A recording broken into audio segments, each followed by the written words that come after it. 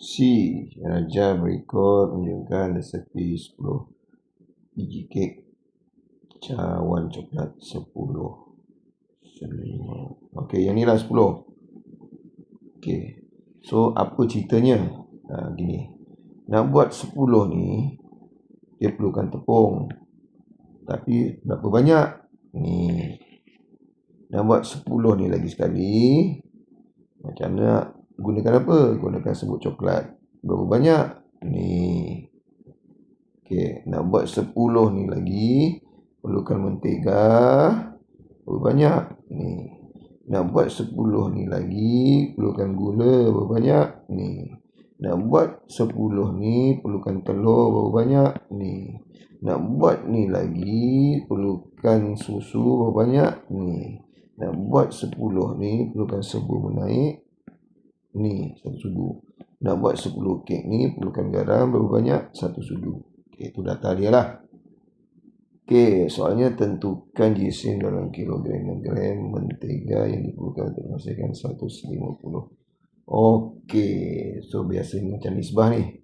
Baik, pertama sekali awak kena tahulah mentega dinisbahkan dengan kek. Okey, mentega yang dah dibagi tahu ialah, okey, kita tengok data atas. Mentega. Okey, mentega 180. 180 gram kek ni akan dapat 10 kek. Dah, soalannya sekarang nak cari berapa gram mentega ataupun berapa nilai mentega lah. Nak ada gram-gram lah, boleh lah. Tapi soal jawapannya nanti jangan lupa tau, dia nak kira gram dengan gram. Okey, sekiranya sini ada 150 kek. Baik, so dua kaedah biasa, unitari ataupun perkadaran. Okey, unitari maksudnya dekat sini 180 gram dengan 10. Okey, so maksudnya unitari tu apa? Okey, yang nak dicari ialah gram. Sini dah bagi 150 kek. Jadi apa nak buat? Jadi pertama sekali kita kena cari kek ni satu dulu kek.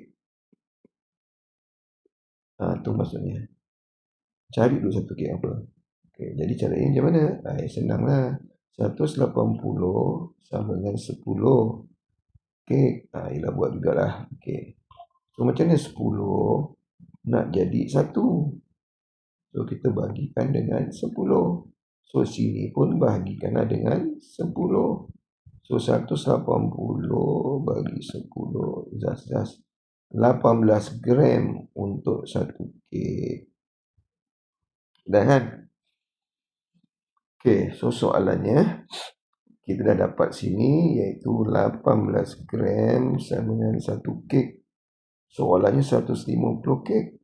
Macam mana 1 boleh jadi 150? Kita darabkan je lah 50. Sini pun kena darablah dengan 150.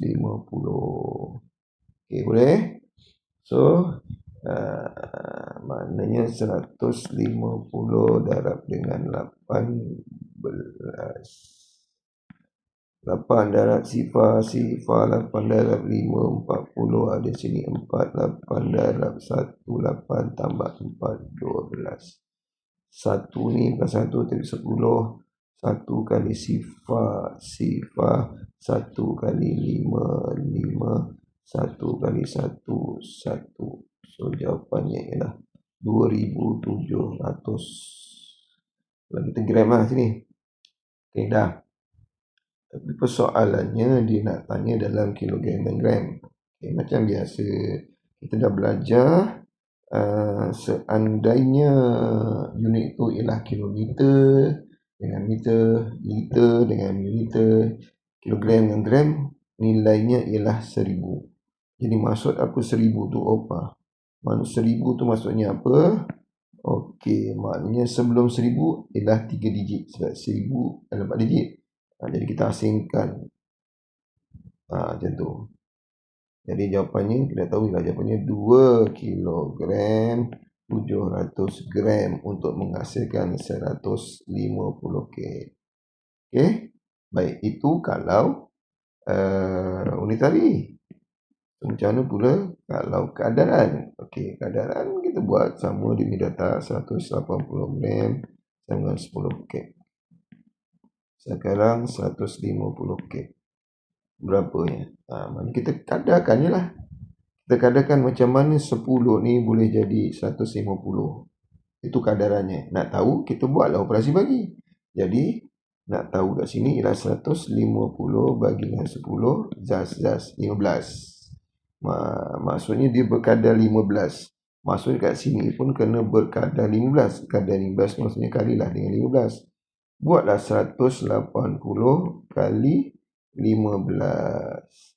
5 kali sifar, 5 kali 8, 40, 4, 5 kali 1, 5 tambah 4, 9. Sifar 1 kali sifar 1 kali 8, 8. 1 kali 1, 1.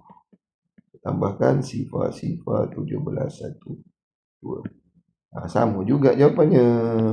Itu maksudnya beza antara unitari dan perkadaran. Okey.